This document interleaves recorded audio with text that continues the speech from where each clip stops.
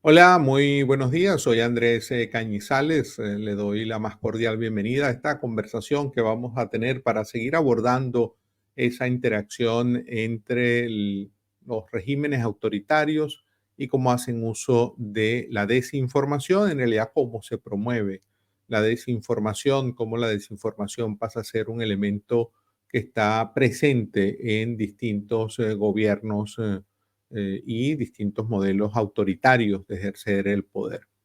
El día de hoy vamos a tener como invitada a Luz Escobar para hablar sobre cómo se vive la desinformación en Cuba. Luz es una reconocida, muy reconocida periodista cubana, está actualmente desde el año 2022 exiliada en Madrid, trabajó durante 8 años en el diario digital 14 y medio y actualmente es periodista en Diario de Cuba. En octubre de 2022, recibió el Premio Internacional de Periodismo que otorga el diario El Mundo de España en la categoría de libertad de prensa. Bienvenida, Luz. Nos complace mucho tenerte en esta conversación. Muchas gracias, igualmente el gusto también es mío. Estamos transmitiendo esta hora por las cuentas en X, tanto de cotejo.info, @cotejo.info, como del Observatorio Venezolano de Fake News, @observatorio FN. Luz, comencemos hablando de temas de mucha actualidad. Cuba ha estado recientemente padeciendo o es probablemente no padeciendo una crisis eléctrica largamente, pero en este caso ya el gobierno terminando incluso de anunciar cortes mucho más prolongados de electricidad. Hemos visto una cantidad de imágenes, videos, testimonios sobre las carencias en el sistema eléctrico en Cuba. En relación con este tema, el régimen cubano ha informado con veracidad de lo que está ocurriendo con el sistema eléctrico. No, no, en lo más mínimo. No solamente no ha informado con veracidad, sino tampoco ha informado con transparencia. O sea, el gobierno tiene datos que puede dar. Tiene datos de los barcos de petróleo que entran, tiene datos del estado real de las industrias que producen energía en Cuba. Y lamentablemente no da esos detalles. La prensa independiente se las ve negra cada vez que tiene que cubrir estos temas, que además son vitales, porque recordemos que los cubanos ya vivimos un periodo especial en el que los apagones fueron prolongados, 12 horas de apagones, 14 horas de apagones, y entonces esto es como reavivar esas vivencias que tuvo el cubano y que son traumáticas. Entonces, en la medida en la que estas informaciones son más certeras, son más precisas y más transparentes, el cubano puede saber a qué atenerse, ¿no? Sin embargo, esto no ha ocurrido. Tú mencionabas el incidente reciente de 3 días de apagón continuado en muchas zonas del país, en otras se Ujú. alargaron más, pero ahí te voy a apuntar algo. Recuerda que o sea, eso coincidió con la entrada de este huracán que acaba de pasar por el oriente de Cuba y prácticamente no llegó información a las personas que estaban en peligro. Entonces, esto, bueno, lamentablemente murieron 7 personas, hay muchas Ujú. desaparecidas, todavía se está buscando en el lugar, pero la prensa oficial no fue eficiente. La defensa civil, que en otros años tenía una eficiencia un poco mayor, tampoco lo fue. Ni siquiera pudieron enviar, por ejemplo, un SMS o activar autos con autoparlantes. Fue totalmente ineficaz y muchas personas vivieron la entrada de este huracán sin saber que estaba llegando. Entonces ahí se multiplicó el drama porque las personas no solamente no estaban recibiendo información de qué tiempo y qué impacto podía tener ese daño en las termoeléctricas, sino que tampoco estaban recibiendo información de este huracán que estaba llegando. Luz, en relación con el tema eléctrico, en Venezuela ha sido muy recurrente que cada vez que ocurre alguna falla que afecta al país o a una región, el gobierno siempre lo achaca o responsabiliza, sostiene que ocurrió, digamos, un ataque, que hubo algún hecho que de factores opositores o a veces ni los identifica, donde básicamente coloca la responsabilidad de esa situación en otros, no en el propio gobierno. En el caso del gobierno de Cuba, a propósito de esto que estamos hablando, de esta reciente pico en una crisis que ya es prolongada, pero un pico importante con relación al tema eléctrico, ¿el gobierno reconoce que es responsable de esa crisis o se la achaca a otros? No, el gobierno en gran medida lo que ha hecho es culpar siempre al bloqueo, o sea, al embargo, que ellos le llaman bloqueo. Es lo que dicen de manera general, ¿no? Puntualmente, ellos ahora tienen una estrategia que es aburrir a las personas con el dato del déficit que tienen estas termoeléctricas, abrumar a los cubanos con datos de una avería puntual en tal caldera, eh, tal tubo que está tupido. Parece una cosa absurda para un cubano que está viviendo horas y horas de apagón entrar en esos detalles. Y ellos lo que han hecho en la prensa oficial es eso, darle cobertura a esas largas diatribas de los técnicos explicando cosas puntuales. No hablan de la envergadura, por ejemplo, del desgaste de estas termoeléctricas, no hablan de la necesaria inversión, no contrastan la inversión que se ha hecho en estas industrias con la inversión que sí han hecho en los inmuebles y en la construcción de hoteles, todos para lucrar Gaesa, que al final es quien tiene los beneficios de estos negocios y que al final no son auditados por la Auditoría Nacional y no son transparentes tampoco sus ingresos. Entonces, tampoco forma parte del presupuesto nacional, no hay manera de fiscalizar eso y todo queda en un limbo. Pero lo cierto es que cuando el régimen sale a dar explicaciones, el principal factor, como en tantos otros, que pone como excusa es el embargo de Estados Unidos a Cuba, pero está demostrado que lo que está pasando en Cuba, sobre todo, tiene que ver con una voluntad política, con que el Estado sencillamente no le interesa modernizar todo esto porque es una inversión a largo plazo y mi impresión personal es que ellos saben perfectamente que les queda poco y esa tarea se la quieren dejar al próximo que venga. Hablabas hace poco, Luz, de la prensa oficial. Explícale a un público no familiarizado. ¿Existe esa prensa? ¿Hay periódicos? ¿Se consiguen? ¿Hay kioscos? En el pasado, pues siempre se habló de Granma, que era un diario. Luego estuvo Trabajadores, que luego entendemos pasó a ser semanario, Juventud Rebelde, que dependían tanto de la Central de Trabajadores de Cuba como de la Unión de Jóvenes Comunistas. ¿Esa prensa oficial existe como tal? Es decir, ¿un cubano puede acceder a uno de estos periódicos en algún kiosco? Sí, el ecosistema de la prensa oficial en Cuba es bastante escaso, pero además de eso, hay que recordar que esta prensa ha estado muy limitada por la crisis que hay en Cuba. En los años 80 ellos tenían una cantidad de papel que hoy no tienen, para ponerte un ejemplo más claro. Y todo esto se ha visto recortado, pero sí tienen todo el acceso a la parte digital, ¿no? Porque hay que decir que todos estos medios oficiales están bajo el control del Partido Comunista de Cuba. Entonces, bueno, los medios independientes, que son los que estamos más apegados a la realidad, informando lo que está pasando de verdad en Cuba, estamos bloqueados en los servidores nacionales.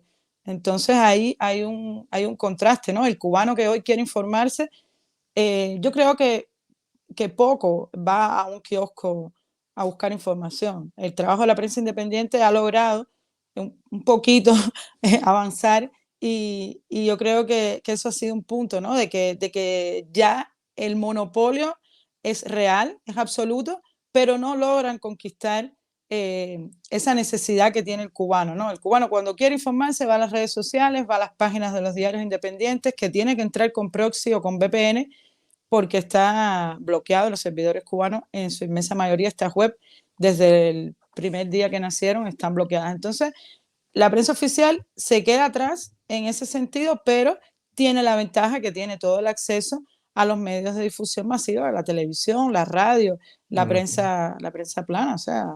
Mm, Es complejo, pero yo creo que el periodismo independiente ha ganado una ventaja importante. mm. Hablando de ese periodismo independiente, tú fuiste una destacada protagonista de ese periodismo independiente durante muchos años ejerciendo periodismo en Cuba. Poniéndote ya no en el lugar del público, sino en el lugar del que hace periodismo diariamente.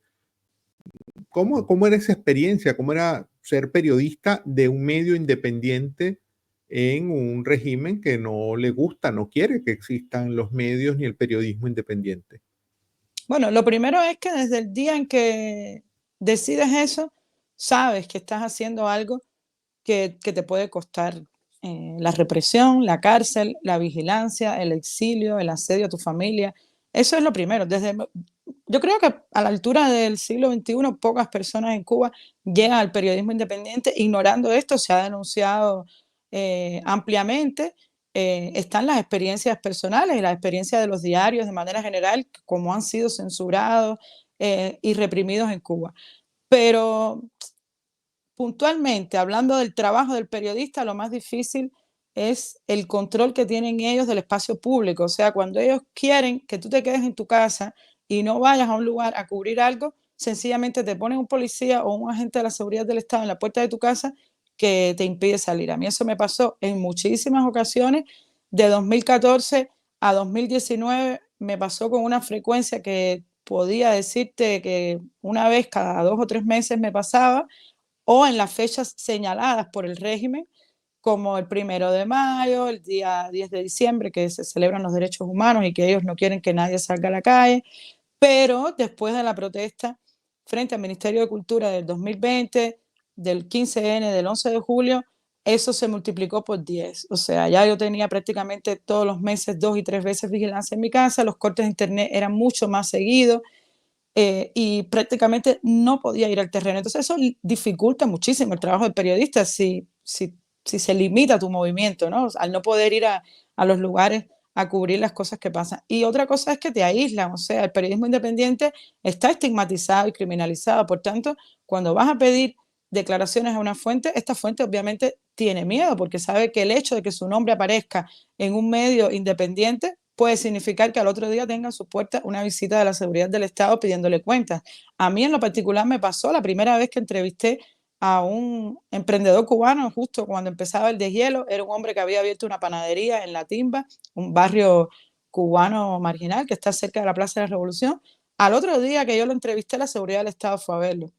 O sea, el hombre, por suerte, era una persona muy apegada a la realidad. El otro día me contó y me dijo, oye, pero no te preocupes, yo sé que esas son cosas que pasan, pero hay gente que después tenía una entrevista porque sabe perfectamente a lo que se atiene. Entonces, es un escenario complejo porque no depende ni siquiera de tu voluntad de hacer periodismo, basta media vez con que amenacen a tu esposa, a tu madre, a tu hijo para que te repliegues, ¿no? En mi caso estuve 8 años haciéndolo hasta que ya llegué a mi límite, pero tengo casos de colegas que tenían muchas ganas de hacer periodismo y desde el primer día que su madre se le paró delante y le dijo, por favor, no hagas más eso que es peligroso, han dejado de Mm, hacer periodismo. Entonces, ujú, depende mucho de esa fuerza, ¿no? Yo tuve una familia que me apoyó en todo momento, mi padre, mi esposo, y tengo que decir que hasta mis hijas, que son menores de edad todavía. mm.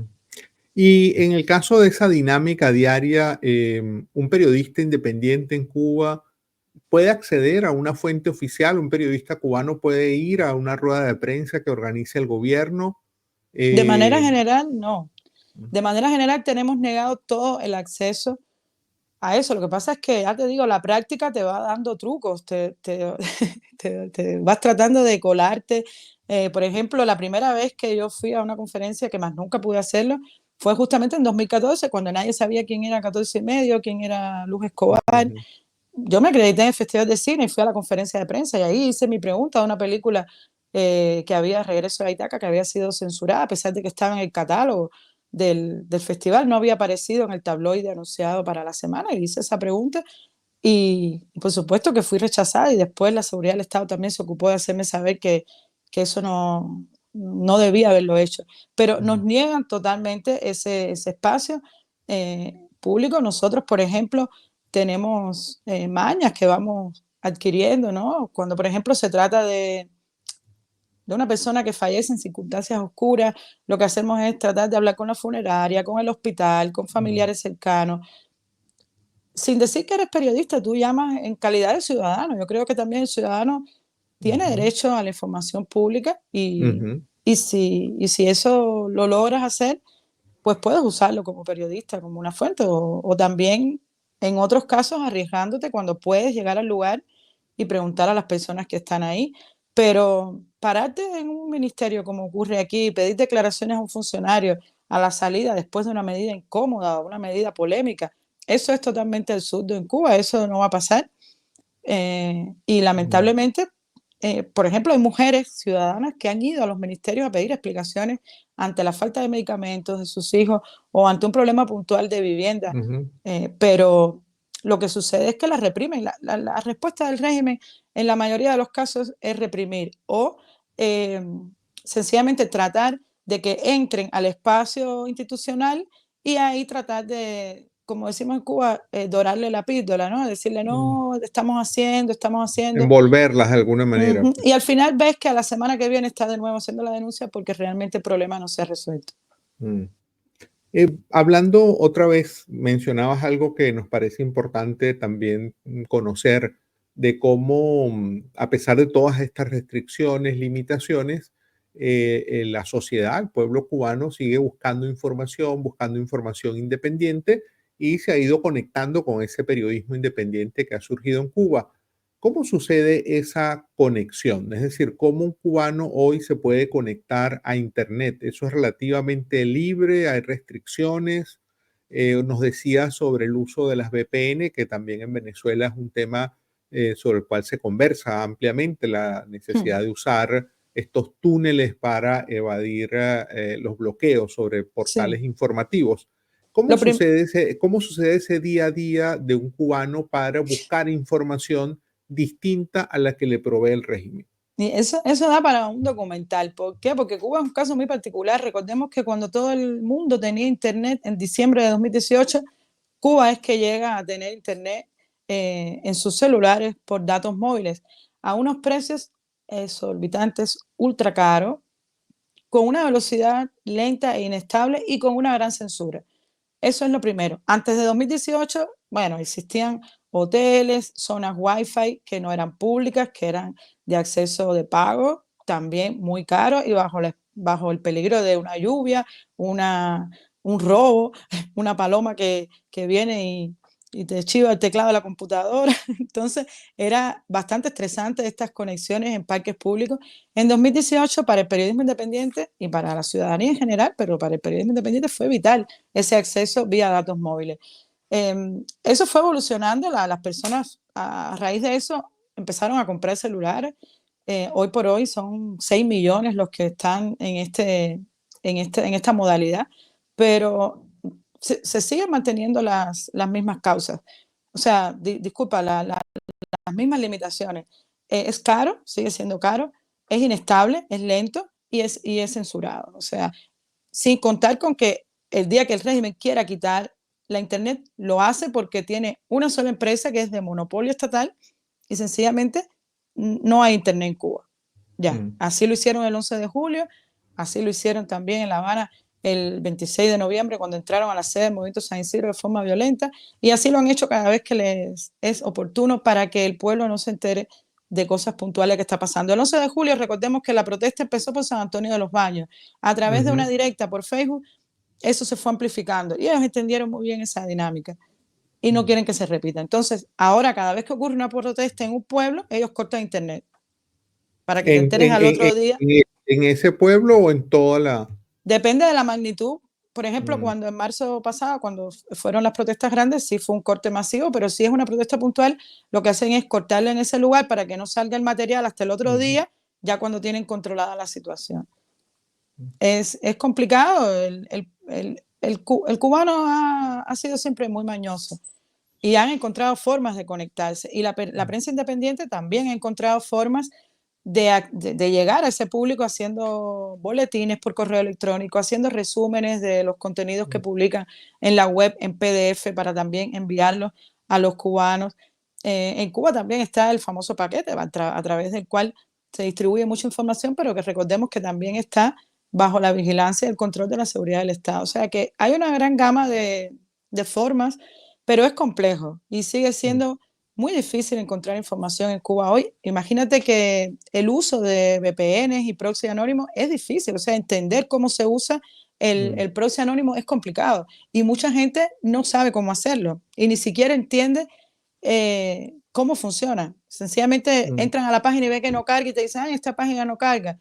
Y ahí tienes tú que explicarle que un VPN, ¿qué es mm, un VPN? Bueno, y ahí uno le ujú, explica, pero no siempre tenemos la manera de hacer eso masivo. Pero poco mm. a poco, bueno, ya de 2018 a la fecha han pasado 6 años y la gente ha ido comprendiendo la importancia que es informarse eh, a través de medios veraces y la importancia que tienen ellos como emisores de información. Nosotros como periodistas hoy encontramos mucha información en las redes de los cubanos y después de manera privada ya uno hace su Mm. labor, que es llamarlo, confirmar lo que ha ocurrido, pero la premisa, o sea, la información primaria la encontramos muchas veces en publicaciones de los propios cubanos en redes sociales. Mm. Mencionaste varias veces el 2018 como un año donde hubo un cambio en este tema del acceso a Internet. ¿Qué ocurrió? Porque el gobierno que había tenido muy restringido ese acceso, pasó de alguna manera a permitir que ya millones de cubanos puedan acceder al Internet. ¿Qué ocurrió en ese 2018? Sí, fue un proceso largo. Bueno, recordemos que en 2016 muere Fidel Castro y eso fue lo primero, vital. Eso fue importante. Fidel Castro tenía muy claro que, que la información era su principal enemigo y no iba a permitir que Internet llegara. Raúl Castro, cuando tomó el poder, hizo 2 o 3 cambios. Eh, bueno, básicamente permitió que los cubanos pudieran vender y comprar casas y lo del acceso a Internet. Ya antes habíamos podido comprar móviles, algo que también estaba prohibido para los cubanos. Entonces, esa combinación eh, yo creo que tuvo que ver mucho con lo que había ocurrido antes en el deshielo, tuvo que ver mucho también con que ellos pensaron que iban a ganar la batalla. Yo tengo la impresión de que ellos calcularon mal, de que ellos dijeron, no, llenamos la Internet de aliados de nosotros y de empleados que tenemos en la Universidad de Ciencias Informáticas que van a repetir nuestra matriz de opinión y vamos a ganar esa batalla. Y yo creo que fue todo lo contrario, esa batalla la ganó la ciudadanía, la ganó la prensa independiente y el cubano ha visto ahí una fuerte herramienta no solo para difundir información, sino también para articularse como sociedad civil. Recuerda que Cuba es un estado totalitario que no permite la asociación, o sea, en Cuba está penada la asociación por ley, es un delito asociarse 3 personas en una misma casa, ya o sea, esa casa y esa persona va a ser vigilada, va a ser reprimida por el simple hecho de ponerse de acuerdo para hacer cualquier cosa, ya sea defender los derechos de los animales o defender los Mm, derechos de una persona presa o sencillamente el derecho de la libre expresión, del libre movimiento, lo que sea. O sea, la asociación mm, siempre va a estar penada en Cuba. Entonces, esta herramienta de Internet ha permitido asociarse en espacios virtuales que mm, también censuran, que también vigilan, pero que están mucho más lejos de su control. mm. Nos pregunta una persona que está siguiendo el evento, el periodista Miguel Valladares, si en medio de todas estas restricciones y dificultades tú percibes que hay jóvenes cubanos que quieran ejercer el periodismo, si hay una generación joven que a pesar de estas adversidades quiere o esté involucrándose en el ejercicio periodístico dentro de Cuba. De hecho, ha ocurrido. En 2022, a raíz de la ola represiva que denunció, por ejemplo, en medio del toque y a una ola represiva también más reciente del mes pasado, se puede ver que sí, que hay jóvenes haciendo periodismo por primera vez en medios independientes, sin pasar siquiera por la prensa oficial, y que hay jóvenes que saliendo de la escuela ya tienen esa vocación de trabajar para la prensa independiente. Lo que pasa es que no duran, o sea, lamentablemente la represión gana la batalla y muchos han renunciado a sus puestos recientemente, muchos han decidido dedicarse a otra cosa o salir al exilio porque no ven viable eso. O sea, sí lo hacen, pero, pero ahí el régimen ha ganado esa batalla. Yo creo que es lamentable, pero hay que cambiar eso. O sea, yo creo que una de las cosas más graves que ocurre en Cuba es eso, que está totalmente criminalizado el disenso, no solamente ya el ejercicio de la libertad de expresión, el disenso desde la ciudadanía, desde la oposición, desde el periodismo, y lamentablemente el régimen ve como, como una labor opositora la prensa independiente, porque es que la realidad en Cuba es opositora. Entonces a nosotros nos toca reflejar esa realidad y obviamente ellos se sienten atacados al, al leer nuestros reportajes, nuestras entrevistas y las notas que hacemos diariamente en la prensa independiente. Nos pregunta también Luinerma Márquez si conoces de iniciativas que se estén realizando en Cuba de alfabetización digital, de alfabetización mediática, para enseñar a la población precisamente a todo esto que hablábamos, usar los VPN, cómo evadir la censura, cómo combatir la desinformación. Sí, hay iniciativas que tuvieron lugar, o sea, en el pasado y que fracasaron porque, te repito, en Cuba está criminalizado todo lo que se haga desde la arena independiente. Entonces, estas acciones que estaban enfocadas a esta enseñanza fueron criminalizadas y fueron reprimidas. Personas que eran activistas, que lo único que hacían era ir a las zonas wifi a enseñarle al cubano justamente eso, cómo usar un VPN, cómo entrar a las páginas bloqueadas, cómo descargarse también una aplicación que reunía bloques informativos de la prensa independiente, eran detenidos y eran perseguidos por la seguridad del Estado. Entonces, bueno, ¿qué se ha hecho? Desde las propias páginas digitales hacemos de vez en cuando como una especie de tutoriales. Hay una página que se llama Yucabay, que está online, una cubana, que tiene reportes mensuales de estos incidentes represivos al espacio digital, y ahí también recogen maneras de conectarse, consejos para evadir la censura, para optimizar el tiempo en Internet. Pero la verdad que lo ideal está criminalizado. O sea, estar ahí acompañando al cubano para que pueda aprender eso, que al final es una herramienta útil hasta para educarse de manera general, no solamente para informarse, está criminalizado en Cuba. Entonces hay que encontrar alternativas y las que se han encontrado son esas, publicarlo online. Perdón que me desconecté. Mencionabas hace un rato, Luz, el caso de, creo que lo llamaste el paquete, como una manera de evadir también la censura. ¿Podrías explicarle al público en qué consiste esto? Es una manera, digamos, de pasar información y otras cosas también de mano en mano, ¿no? Sí, sí, son personas que tienen privilegios de conexión por H o por B, o sea, ya sea porque trabajan en una oficina estatal o porque tienen personas que viajan constantemente y le hacen llegar estos materiales descargados de Internet.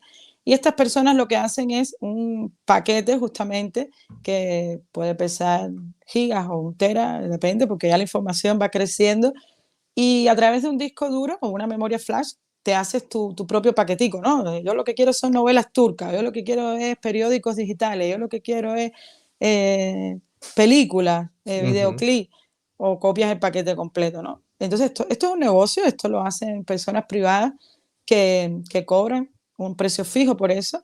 Entonces es la manera en la que el cubano tiene de acceder a eso que no puede, ¿no? En Cuba no hay Netflix, en Cuba no, no hay acceso a nada de eso de manera legal, ¿no? Hay trucos, Ujú. pero de manera legal no lo hay.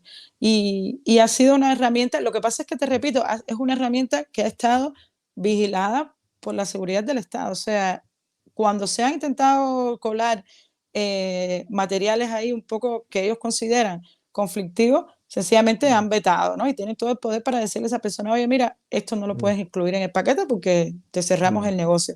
También todo esto ocurre en un marco de legalidad complejo que va cambiando. Ahora la nueva ley de comunicación también pone un punto ahí, eh, un acento en eso, y incluso muchos a raíz de eso han cerrado este negocio porque han tenido miedo de sufrir confiscaciones, porque ocurrió cuando salió la nueva ley, hubo casos de personas que perdieron sus computadoras, los discos duros que usan para este trabajo. Pero son alternativas que por lo menos influyen en que haya una diversidad en la manera en la que el cubano consume información, porque si no, mm. todo sería lo que el Estado propicia Ujú. y eso está muy ideologizado, ¿no? Muy enfocado en lo que ellos quieren proyectar. En el pasado tuvieron cierta resonancia, por lo menos fuera de Cuba, iniciativas que se promovieron de Estados Unidos, de señales de televisión, de radio, dirigidas a Cuba, si mal no recuerdo, Radio Martí, TV Martí, no sé si eso todavía exista. ¿Eso tuvo, que tú recuerdes, tuvo algún impacto? Es decir, la gente veía las señales o escuchaba las señales generadas desde Estados Unidos para Cuba. Sí, la televisión nunca tuvo un gran impacto. Televisión Martí no llegó mucho porque era muy complejo, ¿no? Sintonizarla, pero Radio Martí sí, Radio Martí, incluso te digo que llegaba al campo cubano. Yo tengo testimonios de campesinos y de gente que vive en lugares súper intrincados que tienen ahí sus radiecitos y que sintonizan Radio Martí de manera prácticamente religiosa para consumir los programas que tienen. Tienen un público amplio dentro de Cuba y debo decir que ahora con las redes sociales que ellos se han expandido a YouTube, a Facebook, eh, tienen ahora también un público en el espectro digital, no solamente en la radio, en la onda de radio. Tienen ahí un público amplio que lo consume bastante y que además tiene tradición, o sea, yo Mm. lo leo en los comentarios de Martín Noticias cuando hace una directa o cuando hace un programa en vivo, que te das cuenta que son oyentes de antaño, porque dice, oh, mira quién está ahí, fulano que lleva 10 años en el programa, o sea, te das cuenta que son personas que llevan años consumiendo esos programas. Es muy valioso, ellos tienen una amplia red de contactos, por ejemplo, dentro de las prisiones cubanas. Yo que hago un podcast de derechos humanos, que trato mucho el tema de presos políticos, los tengo a ellos prácticamente como fuente principal, Mm. más allá de las fuentes propias que yo tengo, porque tienen una red, claro, de años, una red que han construido durante décadas. Y ahí escuchas la voz de un preso político, de la madre de un preso político, del hermano de un preso político, que está dando testimonio en primera persona. Y eso tiene mucho valor, porque los cubanos respetamos mucho esa lucha que se ha hecho dentro de Cuba por la democracia y que lamentablemente le ha costado cárcel a mucha gente. Mm. Mencionabas tú ahora tu propia experiencia produciendo el podcast. Hemos visto también que haces algunas transmisiones en vivo a través de los space de X por las cuentas de Diario de Cuba. Hablaste también de una directa. ¿Puedes hablarnos también de, en tu caso, tú como periodista, qué haces usualmente en materia de cómo ayudar precisamente a combatir la desinformación? Sí, sí, es importante, bueno, desde que yo salí al exilio, siempre quise eso, ¿no? Seguir haciendo periodismo. Y bueno, en Diario de Cuba lo he logrado. Tengo ahora este podcast que me permite estar en contacto directo con personas que están dentro de Cuba sufriendo la represión y básicamente lo que hago es eso, tratar de darle seguimiento a estos presos porque no basta contar con que a fulano de tal lo metieron preso y lo condenaron a 5 años. Hay que seguir lo que sigue después de la cárcel porque la represión continúa, el hostigamiento a la familia para que no denuncie continúa. Las precarias condiciones de las cárceles traen consigo enfermedades, protestas, y estas son cosas que nosotros tenemos todo el interés de cubrir. Entonces, ahí, en ese contacto que yo trato de mantener con estas fuentes que un día te dicen, mira, a mi familiar se lo llevaron preso, puedo darle seguimiento a eso, ¿no? También otro interés que tengo es darle cobertura a lo que se hace aquí en el exilio de Madrid, que es bastante. No Ujú, solamente una protesta a favor de los presos políticos o para denunciar los feminicidios en Cuba, sino también el estreno de un documental, la ujú, apertura de un proyecto cultural, la inauguración de una exposición, la entrevista a un cubano que está prosperando, la entrevista a un cubano que acaba de llegar atravesando montes helados. O sea, hay un gran espectro que se puede cubrir desde el exilio y que he tratado de hacer a través del podcast, de los space y también de notas periodísticas. mm. Luz, ya para cerrar esta conversación, nos comparte esta pregunta Mardi Castillo. ¿Cómo está presente en las comunicaciones oficiales de Cuba la visión de futuro? Ella se pregunta, ¿tienen mensajes dirigidos a la juventud? Desde Venezuela, dice Mardi, se percibe que el mensaje oficial cubano parece estar enfocado solo en el pasado y lo histórico. Es así, tiene toda la razón.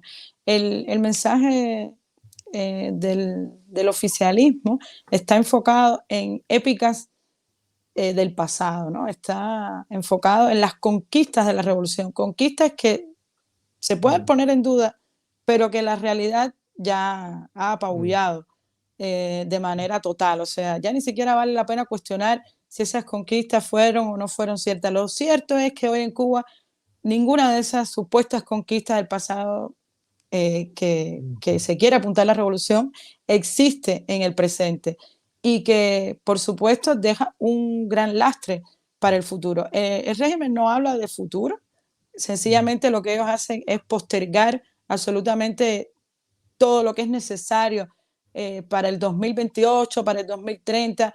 Hay que hacer un censo, lo postergan. Hay que actualizar una ley que no les interesa, la postergan. Sin embargo, sacan otra ley que lleva años redactar de la noche a la mañana porque sí les interesa. Entonces, te das cuenta que la voluntad política está simplemente diseñada y, y, y forjada para mantener en el poder a estas personas que llevan décadas ahí, ¿no? No está diseñada para proyectar futuro para los jóvenes, que debo decir que mm, cada vez son menos. La población de Cuba está envejeciendo de una manera mm, muy veloz y los cubanos están saliendo, los jóvenes cubanos están saliendo al exilio en masa justamente por eso, porque no solamente no hay proyección de futuro en el discurso público, sino que no hay futuro. Ellos mismos mm, no ven futuro, no ven un proyecto de futuro, no pueden diseñar debido a la inestabilidad que hay un proyecto propio tampoco, no, o mm, sea, mm, no solamente que no puedan montarse a un proyecto de país, sino que ni siquiera un mm, proyecto propio personal es posible de construir en el desastre que se está viviendo en Cuba. mm.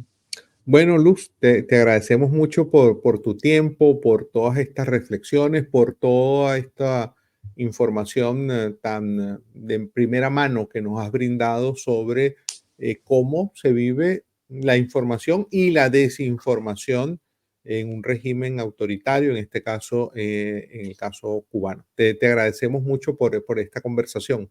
Muchas gracias a ustedes. Es muy importante hablar de Cuba en la fecha que estamos viviendo. Bueno, era Luz Escobar, periodista cubana, está exiliada en Madrid desde el año 2022. Hemos estado con ella, hemos dado continuidad a este ciclo donde hemos ido abordando distintas caras de cómo se vive la desinformación bajo gobiernos autoritarios. Les invito a que sigan las redes sociales de nuestros proyectos, @cotejo.info, @observatoriofn, para que estén al tanto de nuevos eventos, nuevas conversaciones, nuevas iniciativas, donde le daremos continuidad a esta línea de trabajo, eh, paseándonos y revisando cómo la desinformación parece ser una parte consustancial del autoritarismo. Hasta entonces.